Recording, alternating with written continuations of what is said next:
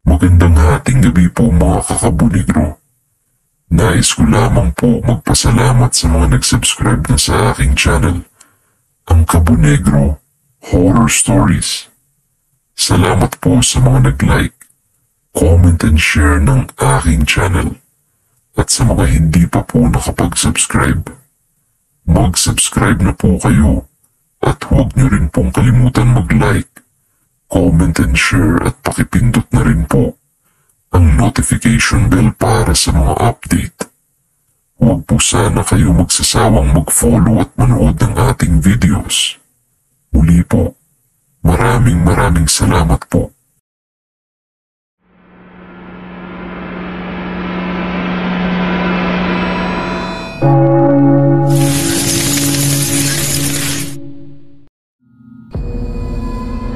Sa isang liblib na baryo, malayo sa ingay at abala sa modernong mundo, nakatayo ang isang lumang bahay na halos lamunin na ng lumot at mga baging. Ito ang tahanan ni Magda at Kadyo, isang mag-asawang may pinagmulan na kinatatakutan at kinasusuklaman ng marami. Si Magda, may lahing mangkukulam, ay nagtataglay ng kaalaman sa mga itim na sining, mga orasyon na kayang bumaluktot sa kalooban ng tao at maghasik ng lagim. Si Kadyo naman, na may lahing aswang, ay may kakayahang magpalit anyo at maghanap ng biktima sa dilim ng gabi. Ngunit ang mga nakaraan nilang iyon ay matagal nang isinara, inilibing sa pinakamalalim na sulok ng kanilang mga puso. Tinalikuran nila ang madilim na landas na minana nila sa kanilang mga ninuno, hindi dahil sa takot sa kaparusahan, kundi dahil gusto nilang mabigyan ng normal na buhay ang kanilang anak na si Anton. Ipinanganak si Anton na may kakaibang itsura, isang anyo na tila isinumpa ng langit. Ang kanyang balat ay puno ng butlig, ang kanyang mga mata ay luwa, at habang lumalaki siya, unti-unti siyang nagiging kuba.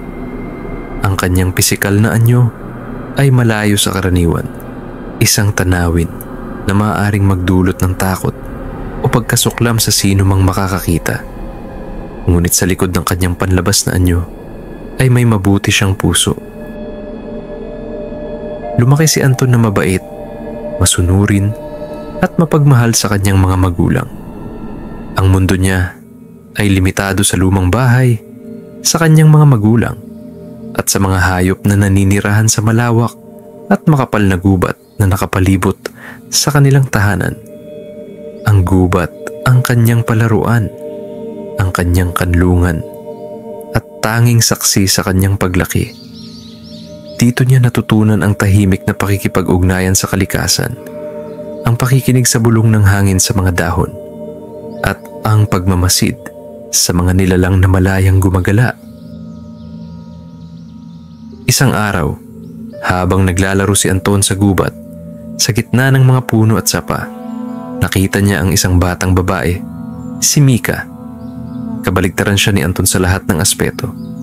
Si Mika ay maganda, maputi, makinis ang balat, at may mahaba at itim na buhok na kumikinang sa sikat ng araw. Tila siya isang diwata na bumaba mula sa langit. Isang araw, habang abala si Mika sa paghabol sa isang paru-paro, napansin niya ang anino sa likod ng puno. Lumingon siya at nakita si Anton. Tinangka ni Anton na tumakbo. Ang kanyang kuba at butlig-butlig na katawan ay tila gustong maglaho sa kapal ng mga dahon. Ngunit tinawag siya ni Mika. "Hoy! Bakit ka nagtatago?" tanong ni Mika. Ang boses ay puno ng kuryosidad at hindi ng takot. Nag-aalangan man, lumapit pa rin si Anton.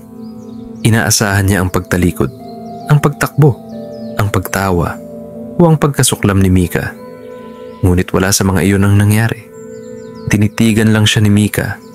Ang kanyang mga mata ay puno ng inosenteng pagtataka. "Hindi ka ba natatakot?" tanong ni Anton. Ang kanyang boses ay bahagyang nanginginig. Ngumiti si Mika. "Bakit ako matatakot?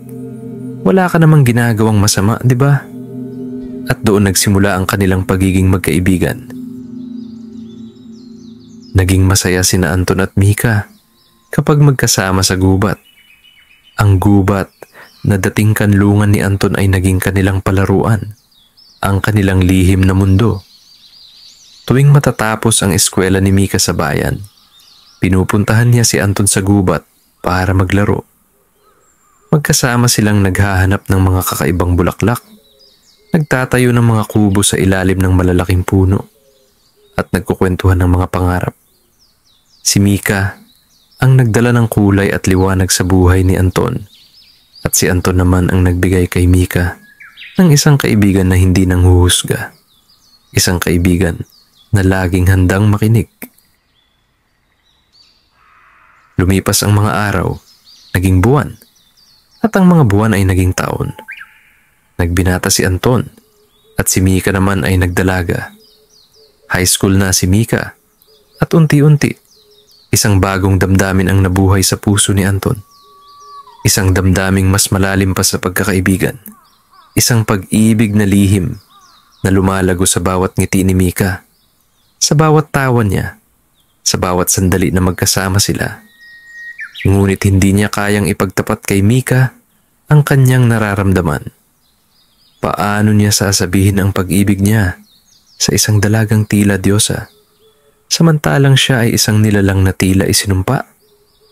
Ang kanyang anyo ay isang pader na humaharang sa kanyang damdamin, isang sumpa na nagpaparamdam sa kanya na hindi siya karapat-dapat sa kagandahan ni Mika. Hanggang sa naging kolehiyo na si Mika, tumadalang na ang pagpunta ni Mika sa gubat. Ang kanyang mundo ay lumalawak. Nagkaroon na siya ng maraming kaibigan sa bayan, mga kaibigang kasing ganda at kasing talino niya. Ang mga araw na sila lang ni Anton ang magkasama sa gubat ay naging mga alaala na lang, mga alaala na pinanghahawakan ni Anton ng mahigpit. Dumating ang panahon na nagkaroon na ng maraming manliligaw si Mika. Mga binata mula sa bayan, matitipuno, guwapo, at halatang mayaman. Ang balita ay mabilis kumalat, at bawat balita ay isang patak ng lason sa puso ni Anton. Ang kaligayahan ni Mika ay naging kalungkutan niya. Isang gabi, hindi na kinaya ni Anton ang bigat ng kanyang damdamin. Patago siyang pumunta sa bukana ng gubat kung saan naroon ang mansyon ni Mika. Nagtago siya sa likod ng isang malaking puno. Ang kanyang puso ay kumakabog ng malakas sa takot na mahuli at sa sakit na nararamdaman. Mula sa kanyang pinagtataguan, nakita niya si Mika. Kasama niya ang isang manliligaw, si Rico. Matipuno, guwapo, matangkad, at halatang mayaman. Masayang nagkukwentuhan si Mika at Rico. Ang tawa ni Mika ay umaalingaw-ngaw sa gabi. Isang tunog na dati ay nagdudulot ng kagalakan sa puso ni Anton, ngunit ngayon ay nagdadala ng kirot. Nakita ni Anton ang kislap sa mga mata ni Mika habang kausap si Rico. Isang kislap na hindi niya nakita kailanman para sa kanya. Ang kislap na iyon ay lalong ikinadurog ng kanyang puso. Sa sandaling iyon, naramdaman ni Anton na ang kanyang mundo ay gumuho. Ang pag-asa na minsan niyang pinanghahawakan ay naglaho na parang usok. Doon na nagsimula ang pagiging matamlayin ni Anton. Unti-unti siyang nanghina, hindi na kumakain, at lagi na lang umiiyak. Ang kanyang dating malusog na katawan ay unti-unting nangayayat, at ang kanyang mga mata ay laging namumugto. Ang kanyang kalungkutan ay isang malalim na sugat na hindi gumagaling. Isang sugat na nakikitas at nararamdaman ng kanyang mga magulang.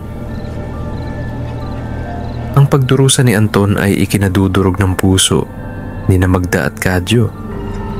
Nakita nila ang kanilang anak na nanghihina, nawawalan na ng ganang mabuhay. Ang kanilang pangako na tinalikuran ang madilim na sining ay nasubok.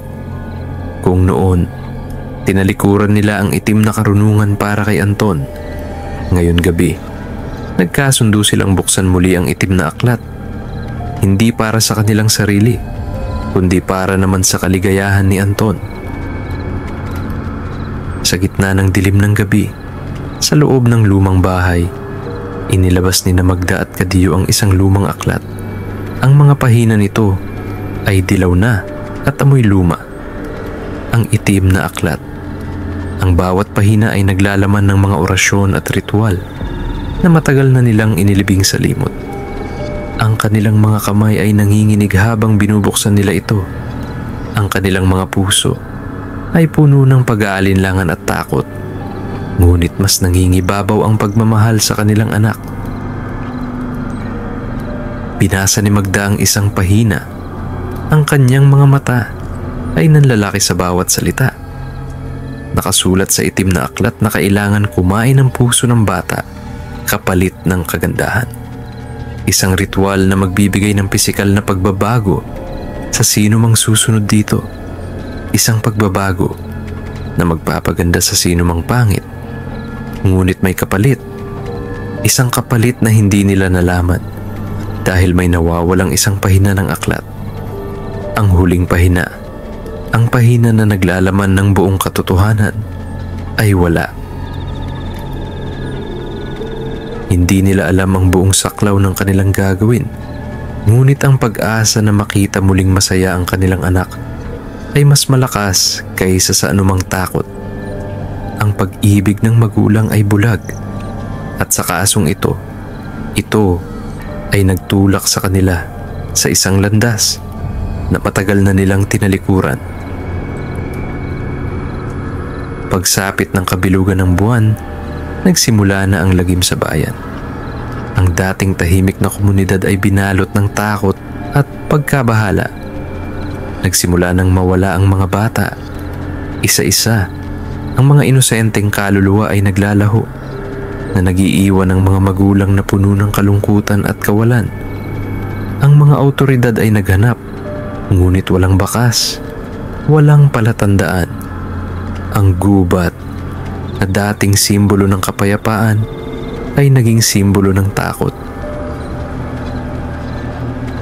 Sa gubat, sa loob ng lumang bahay, sinimulan ni Magda at Kadiyo ang ritual.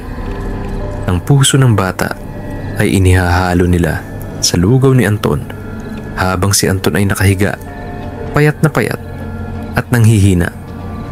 Sa bawat subo ng lugaw, sa bawat patak ng dugo na pumapasok sa kanyang katawan, unti-unti nawawala ang mga butlig sa kanyang katawan. Unti-unti nagbabago ang kanyang anyo. Ang kanyang mga mata ay bumabalik sa normal.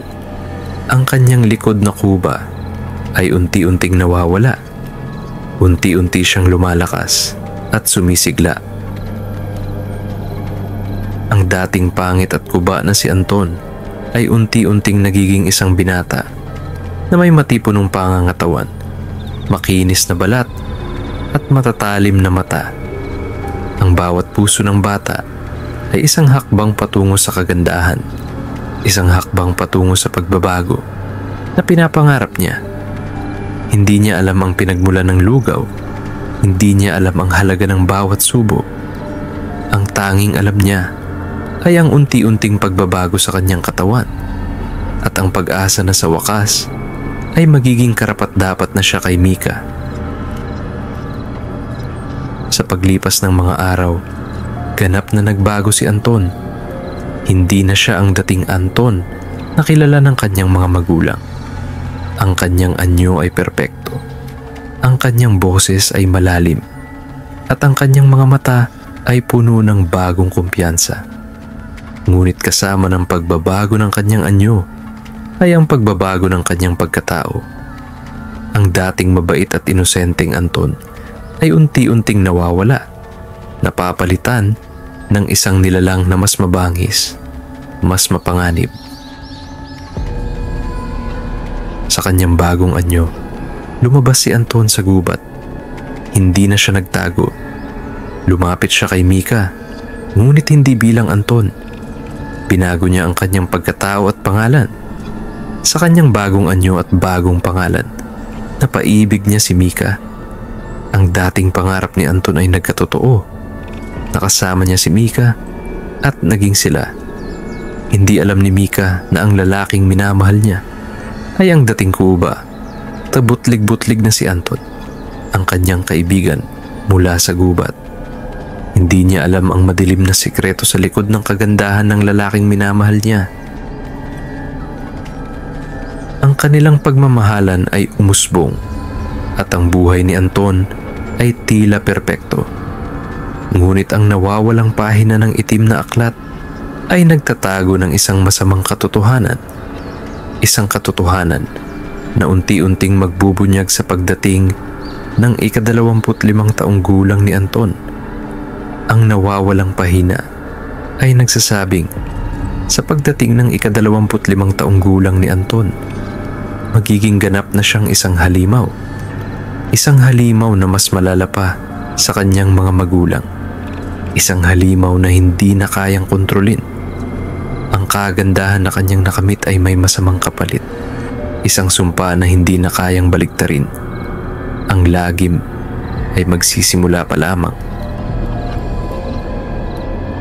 Ang bayan ng San Roque ay dating kilala sa kanyang payapa at simpleng pamumuhay. Ang mga tao ay nagtutulungan. Ang mga bata ay malayang naglalaro sa lansangan at ang mga gabi ay tahimik. Ngunit ngayon, ang bayan ay binalot ng takot. Ang bawat pagkawala ng bata ay naging isang sumpa sa kanilang baryo. Palatandaan na may gumagalang halimaw sa kanilang paligid. Samantala, sa kabila ng lagim na bumabalot sa bayan, namumulaklak ang pag-ibig ni Mika at Anton. Oh, hindi na Anton. Ang kanyang bagong pangalan ay Alon. Isang pangalan na kasing ganda ng kanyang bagong anyo. Si Alon, ang matipuno at gwapong binata na biglang sumulpot sa bayan, ay napaibig kay Mika nang walang kahirap-hirap. Ang kanyang mga mata na dating luwa, ngayon ay matatalim at mapangakit. Ang kanyang balat na dating puno ng butlig, ngayon ay makinis at maputi. Ang kanyang likod na kuba ay naglaho, napalitan ng isang matikas na tindig. Hindi alam ni Mika ang pinagmulan ni Alon. Ang tanging alam niya ay ang kakaibang atraksyon na naramdaman niya para dito. Si Alon ay may kakaibang karisma, isang misteryosong aura na humihila sa kanya. Ang kanilang pagmamahalan ay mabilis na lumago.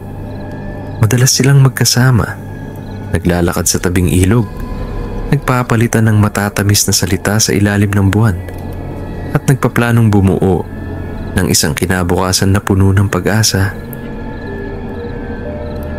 Ngunit sa likod ng perpektong larawan ng kanilang pag-ibig, may isang anino na sumusunod. Si Alon, sa kabila ng kanyang panlabas na kagandahan, ay nagtatago ng isang madilim na sikreto. Ang kanyang mga magulang, sina Magda at Kadyo, ay patuloy na naghahanap ng mga bata. Ang kanilang mga puso ay puno ng pagdurusa dahil sa unti-unting pagbabago sa kanilang anak. Nakita nila ang paglaho ng inosenteng Anton at ang paglitaw ng isang alon na tila banyaga sa kanila. Ngunit bilang magulang ay masaya sila sa kaligayahan ng kanilang anak. Ang bawat pagkawala ng bata ay isang patunay na ang ritual ay nagpapatuloy, at sa bawat pagpapatuloy nito, mas lumalalim ang kanilang pagkakasangkot sa kadiliman. Ang kanilang tahanan na dating kanlungan ay naging isang lugar ng pagtatago, ng mga lihim at ng patuloy na pagkakasala. Ang mga bulong ng mga magulang na nawalan ng anak ay umabot sa kanilang tainga, ngunit wala silang magawa. Nakulong sila sa kanilang sariling kasalanan, sa kanilang sariling pagmamahal sa anak na nagtulak sa kanila sa bingit ng kapahamakan. Ang mga residente ng San Roque ay nagsimulang maghinala. Ang mga kwento ng mga aswang at mangkukulam ay muling nabuhay. At ang lumang bahay ni Magda at Kadyo ay naging sentro ng mga bulong-bulungan.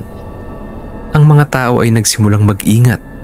Hindi na pinapalabas ang kanilang mga anak sa gabi at naglalagay ng mga anting-anting sa kanilang mga pintuan.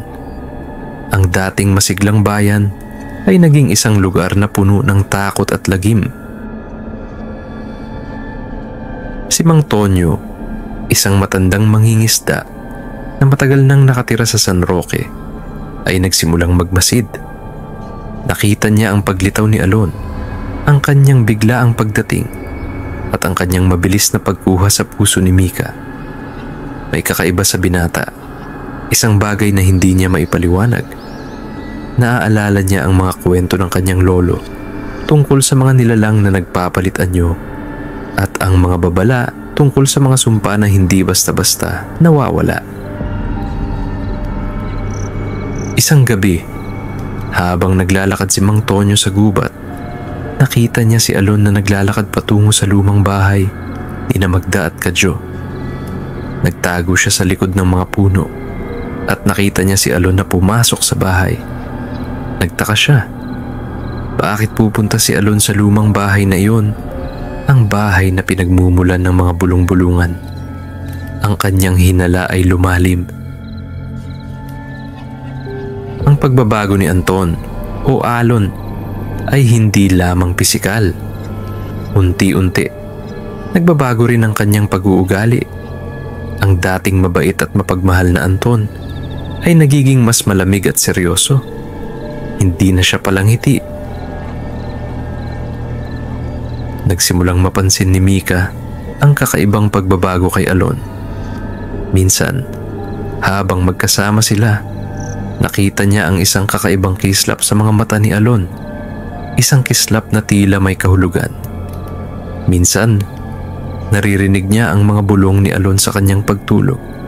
Mga bulong na hindi niya maintindihan, ngunit nagdulot ng takot sa kanyang puso. Ang mga magulang ni Mika ay nagsimula ring mag-alala. Nakita nila ang pagbabago sa kanilang anak, ang kanyang pagiging mas tahimik at laging tulala. Simula nang naging nobyo niya si Alon, sinubukan nilang kausapin si Mika, ngunit ipinagtanggol niya si Alon. Nag-iiba lang siya dahil sa stress sa trabaho, ang sabi niya. Ngunit sa loob-loob niya, alam niyang may ibang dahilan. Ang pagkawala ng mga bata ay patuloy na nangyari. Ang bayan ay nagkakagulo na. Ang mga magulang ay nagprotesta, humihingi ng tulong sa mga awtoridad, ngunit walang solusyon. Ang bawat araw ay binabalot ng takot at lagim. Ang mga pamilya ay nagkukulong na sa kanilang mga bahay. Ang mga lansangan ay wala ng tao sa gabi at ang mga tawa ng mga bata ay hindi na naririnig. Si Magda at Kadyo ay inuusig na ng kanilang konsensya. Nakita nila ang pagdurusa ng bayan at alam nilang sila ang may kagagawan nito. Ngunit paano nila ititigil ang ritual? Ang bawat pagtanggi ni Anton na kumain ng lugaw ay nagdudulot ng kanyang paghina, ang pagbalik sa kanyang dating pangit na anyo. Nakulong sila sa isang kasalanan at pagdurusa. Ang nawawalang pahina ng itim na aklat ay patuloy na gumagambala sa kanila. Ano ang kapalit? Ano ang mangyayari kay Anton sa pagdating ng kanyang ika-25 kaarawan? Ang takot ay lumalaki sa kanilang mga puso. Isang takot na mas malaki pa sa takot na naramdaman nila noong una nilang buksan ang aklat. Sa bawat araw na lumilipas, mas lumalapit si Anton sa kanyang ika-25 kaarawan. Ang kanyang mga magulang ay naghahanap ng paraan upang baligtarin ang sumpa, upang mahanap ang nawawalang pahina ng aklat. Ngunit nauubos na ang kanilang oras. Ang lagim ay lumalalim. Ang kapalaran ni Anton ay nakasalalay sa isang lihim na matagal nang nakatago sa gubat. Ang bayan ng San Roque ay nasa bingit ng isang bangungot na hindi pa nila nararanasan. Ang pagbisita ni Alon sa lumang bahay ni Magda at Kadyo ay nagpatindi sa pagdududa ni Mang Tonyo. Hindi siya mapakali. Ang kanyang matandang isip ay pilit na binubuo ang mga piraso ng palaisipan. Ang biglaang paglitaw ni Alon, ang kanyang kakaibang karisma, at ang kanyang pagbisita sa bahay na pinagmumula ng mga bulong-bulungan. Lahat ng ito ay hindi nagtutugma. Kinabukasan, maaga pa ay nagtungo na si Mang Tonyo sa lumang bahay. Nagtago siya sa likod ng mga puno. Nagmamasid. Nakita niya si Magda na lumabas ng bahay. Ang kanyang mga mata ay malalim at puno ng pagod. May dala siyang isang maliit na palayok at maingat niyang inilagay ito sa ilalim ng isang malaking puno. Pagkatapos ay mabilis siyang bumalik sa loob. Nagtaka si Mang Tonyo. Ano ang laman ng palayok na iyon? Nang makatiyak siyang walang tao, dahan-dahan siyang lumapit sa puno. Nakita niya ang palayok at nang silipin niya ang loob, halos bumaligtad ang kanyang sikmura. Mayroon itong bahid ng dugo at isang kakaibang amoy na nagdulot ng kilabot sa kanyang katawan. Hindi siya nagkamali. May masamang nangyayari sa bahay na iyon. Samantala, sa mansyon ni Mika, patuloy ang pag-aalala ng kanyang mga magulang. Ang pagbabago sa kanilang anak ay kapansin-pansin. Ang dating masayahin at masiglang si Mika ay nagiging mas tahimik. Lagi siyang nakatulala, tila may malalim na iniisip. Isang gabi, habang natutulog si Mika, narinig niya si Alon na bumubulong sa kanyang pagtulog. Hindi niya maintindihan ng mga salita, ngunit ang tono ay kakaiba, tila may halong galit at pagkauhaw. Nagising siya at nakita niya si Alon na nakatingin sa kanya. Ang kanyang mga mata ay kumikinang sa dilim. Nagulat siya. "Alon, anong ginagawa mo dito?" tanong ni Mika. Ang kanyang puso ay kumakabog. Ngumiti si Alon. "Wala, mahal ko. Namiss lang kita. Sige, matulog ka na." Ngunit hindi kumbinsido si Mika. Ang pakiramdam niya ay may itinatago si Alon, ngunit hindi niya masabi kung ano. Ang pagdududa niya ay unti-unting lumalalim. Sa lumang bahay, ang desperasyon ni Magda at Kadyo ay lumalalim. Ang bawat pagkawala ng bata ay isang mabigat na pasanin sa kanilang konsensya. Nakita nila ang pagdurusa ng bayan at alam nilang sila ang may kagagawan nito. Ngunit paano nila ititigil ang ritual? Ang bawat pagtanggi ni Anton na kumain ng lugaw ay nagdudulot ng kanyang paghina. Ang kanyang pagbabalik sa kanyang dating anyo. "Kadyo, hindi na natin kaya ito," bulong ni Magda isang gabi habang nakatingin sila sa natutulog na si Anton. "Ang dami ng nawawalang bata. Hindi ko na kayang tingnan ng mga magulang na umiiyak." "Alam ko, Magda," sagot ni Kadyo. Ang kanyang boses ay puno ng pagod. "Ngunit ano ang gagawin natin? Kung hindi natin siya pakakainin, babalik siya sa dati. Hindi natin kayang makita siyang muling magdusa." Ang kanilang pagmamahal sa anak ay isang sumpa. Isang sumpa na nagtutulak sa kanila sa mas malalim na kadiliman. Nagdesisyon silang hanapin ang nawawalang pahina ng itim na aklat. Naniniwala sila na naroon ang solusyon, ang paraan upang baliktarin ang sumpa at iligtas ang kanilang anak. Nagsimula silang maghanap sa buong bahay, sa bawat sulok, sa bawat lumang kahon. Ang itim na aklat ay matagal nang nakatago at ang nawawalang pahina ay maaaring nasa isang sulok lang. Naghukay sila sa ilalim ng sahig, naghanap sa mga lumang aparador at nagbuklat sa mga lumang papeles. Umaasa sila at nananampalataya na makikita rin nila ang nawawalang pahina.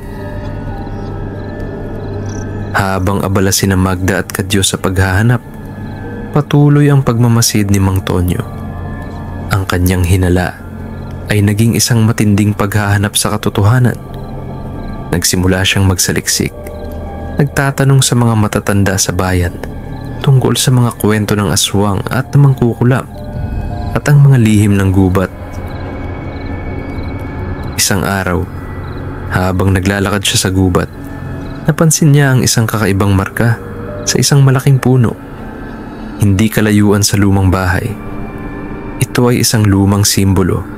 Isang simbolo na nakita niya sa isang lumang libro tungkol sa mga itim na sining. Ang simbolo ay nagpapahiwatig ng isang lihim na lugar. Isang lugar na pinagtataguan ng mga bagay na may kapangyarihan. Sinundan niya ang mga marka at dinala siya nito sa isang lihim na yungib. Nakatago sa likod ng mga baging at malalaking bato. Nag-aalangan man, pero pumasok pa rin siya sa loob. Ang yungib ay madilim at malamig at ang amoy ng luma at bulok ay bumalot sa kanya. Sa gitna ng yungib, nakita niya ang isang lumang altar at sa ibabaw nito, isang maliit na kahon. Dahan-dahan niyang binuksan ang kahon. Sa loob, mayroong isang lumang pahina ng aklat, dilaw na at may mga kakaibang simbolo. Ito ang nawawalang pahina ng itim na aklat. Kinuha niya ito at binasa ang nakasulat. Ang kanyang mga mata ay nanlaki sa bawat salita. Ang nawawalang pahina ay nagsasabing sa pagdating ng ika-25 taong gulang ni Anton, ang kagandahan na kanyang nakamit ay magiging isang sumpa.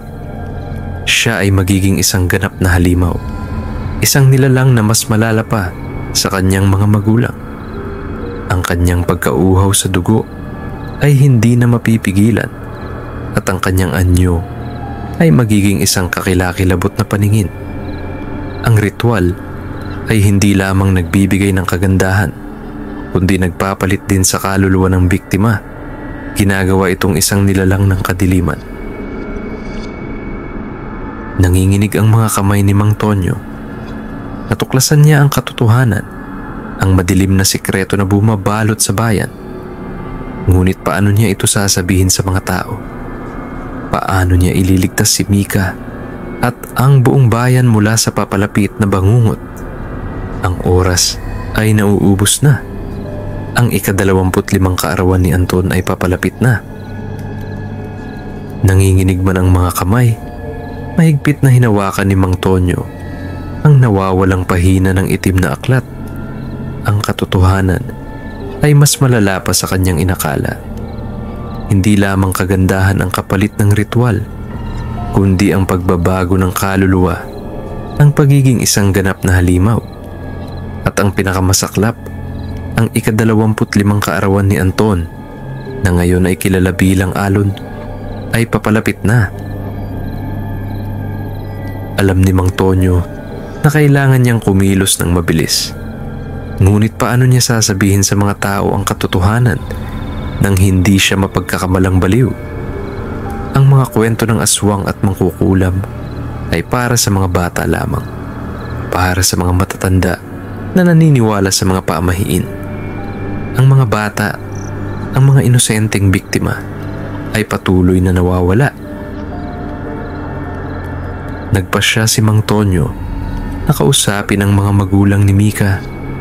Sila ang pinakamalapit kay Alon at marahil ay mapapansin nila ang mga pagbabago sa kanilang anak. Nagtungo siya sa mansyon ni Mika.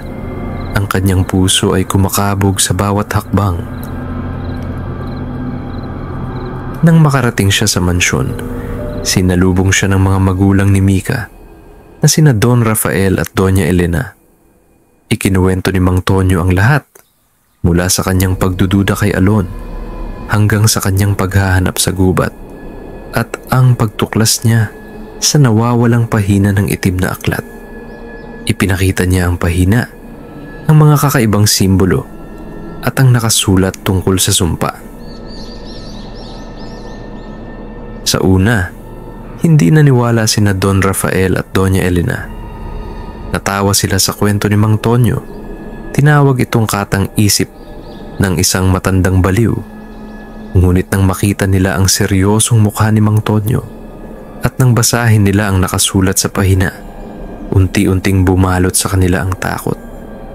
Ang mga pagbabago kay Mika, ang kanyang pagiging tahimik at tulala, ang mga bulong ni Alon sa kanyang pagtulog, lahat ng ito ay nagkaroon ng kahulugan. Hindi ito totoo, bulong ni Doña Elena. Ang kanyang mga kamay ay nanginginig. Ang aming anak, nasa panganib ba siya? Kailangan nating kumilos ng mabilis, sabi ni Mang Tonyo. Ang ika-25 kaarawan ni Anton ay papalapit na. Sa araw na iyon, magiging ganap na siyang halimaw. Nagdesisyon sina Don Rafael at Doña Elena na kausapin si Mika. Kailangan nilang sabihin sa kanya ang katotohanan, gaano man ito kahirap. Kinabukasan, kinausap ni na Don Rafael at Doña Elena si Mika.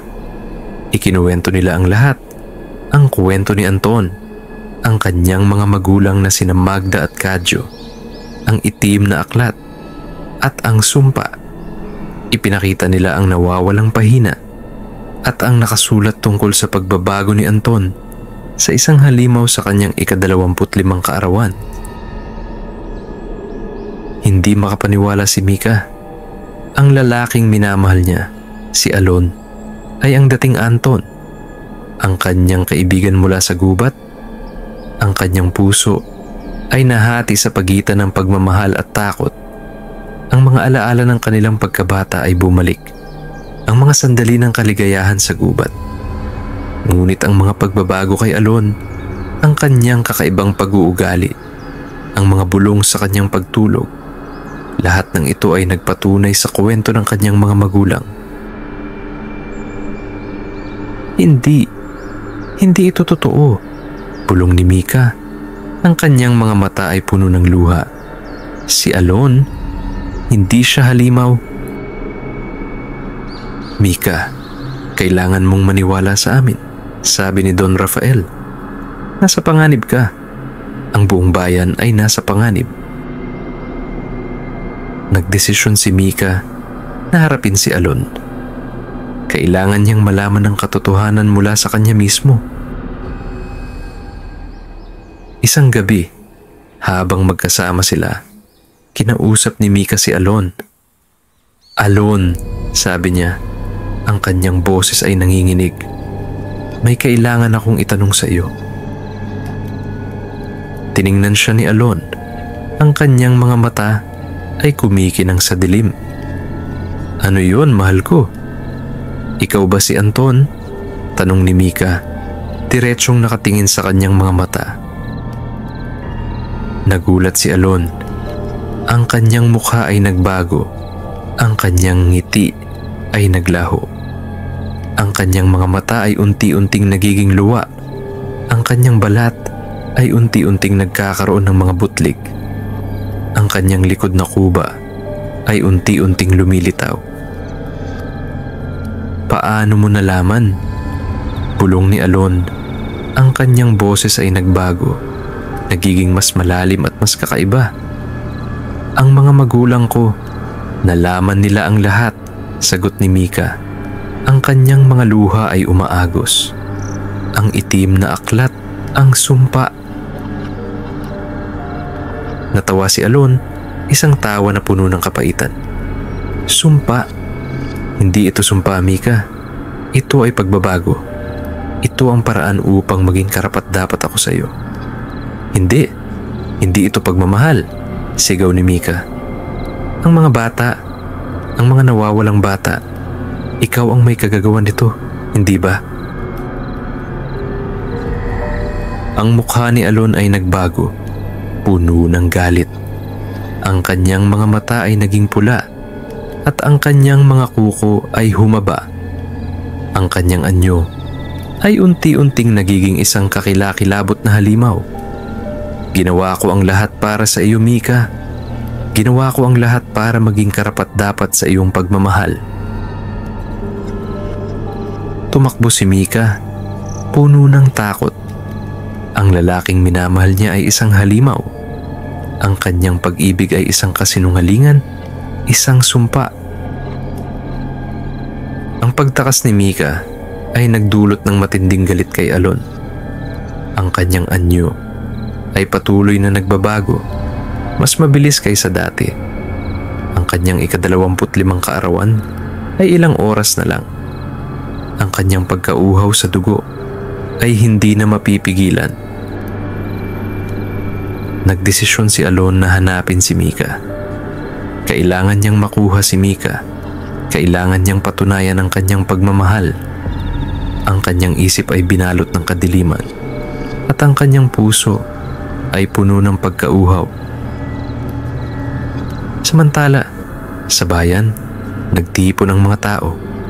Ikinuwento ni Mang Tonyo ang lahat, ang katotohanan tungkol kay Alon, ang itim na aklat at ang sumpa. Ang mga tao ay nagulantang. Ang kanilang mga puso ay puno ng takot at galit. Nagdesisyon silang kumilos. Kailangan nilang patigilin si Alon bago pa mahuli ang lahat. Nagtungo ang mga tao sa lumang bahay ni na Magda at Kadyo. Sinalubong sila ng mag-asawa na puno ng takot at pag-aalala. Ikinuwento nila ang kanilang paghahanap sa nawawalang pahina at ang kanilang pag-aalala para kay Anton. Kailangan nating pigilan siya, sigaw ni Mang Tonyo. Sa kanyang 25 kaarawan, magiging ganap na siyang halimaw. Nagdesisyon ang mga tao na harapin si Alon. Ngunit paano nila haharapin ang isang nilalang na may kapangyarihan ng aswang at mangkukulam? Sa gubat, hinabol ni Alon si Mika. Ang kanyang anyo ay ganap nang nagbago. Siya ay isa ng malaking nilalang. May matatalim na kuko, pulang mata, at isang bibig na puno ng matutulis na ngipin. Ang kanyang balat ay may mga kaliskis, at ang kanyang kuba ay naging isang malaking umbok sa kanyang likod. Siya ay isa ng ganap na halimaw. Nagtago si Mika sa likod ng isang malaking puno. Ang kanyang puso ay kumakabog ng malakas.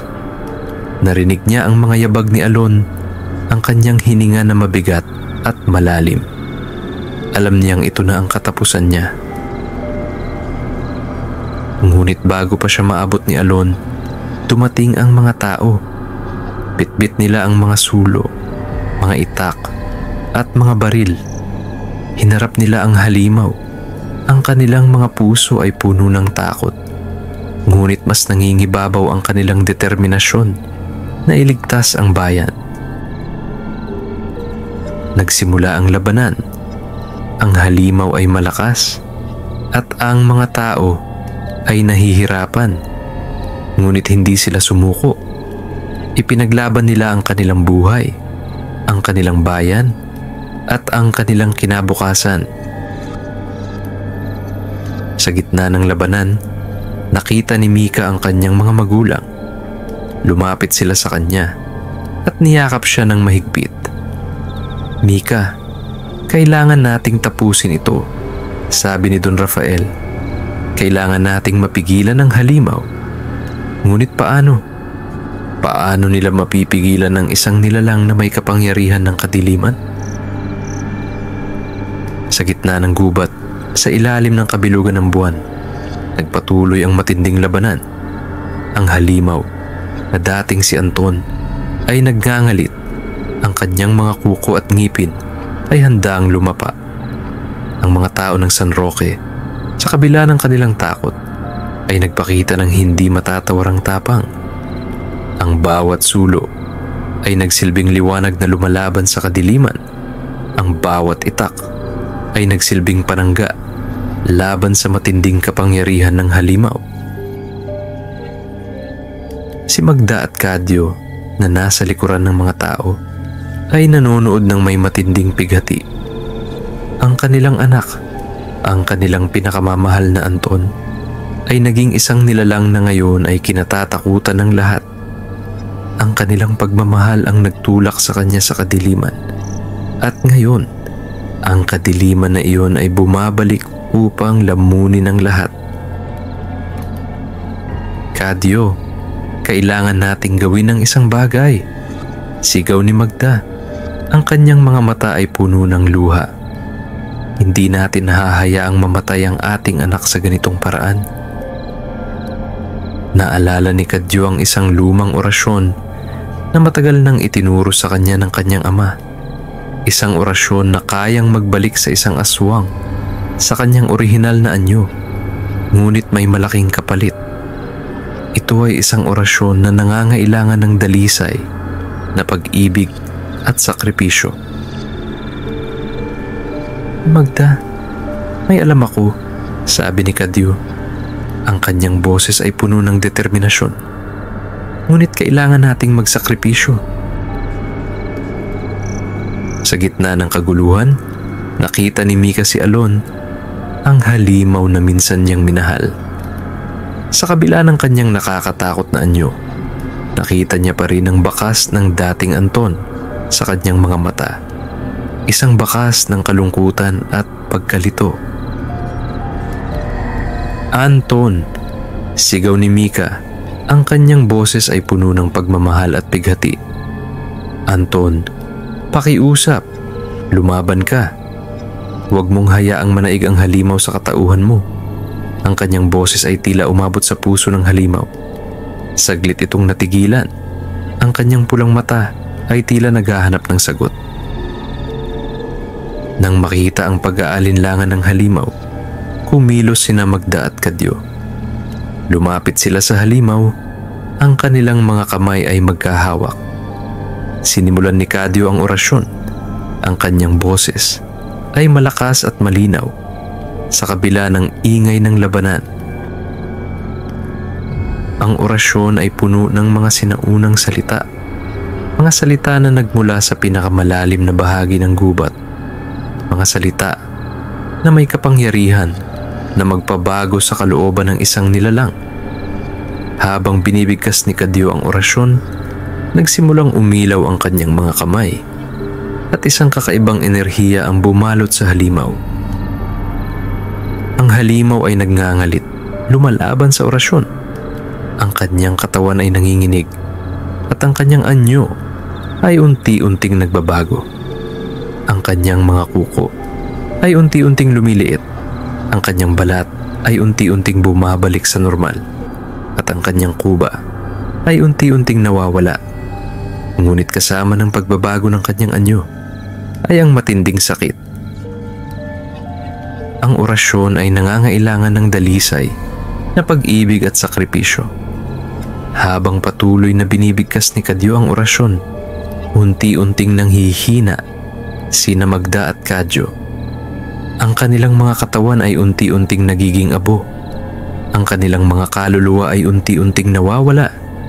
Sinasakripisyo nila ang kanilang sarili para sa kanilang anak, para sa pagmamahal na nagtulak sa kanila sa kadiliman.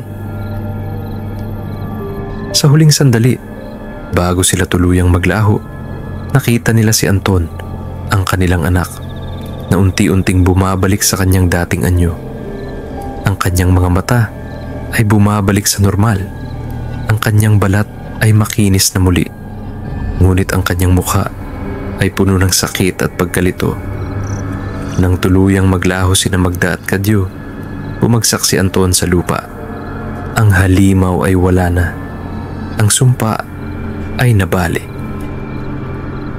Nang magising si Anton, nakita niya ang kanyang sarili sa isang higaan sa loob ng lumang bahay. Ang kanyang katawan ay mahina, ngunit ang kanyang anyo ay bumalik sa normal.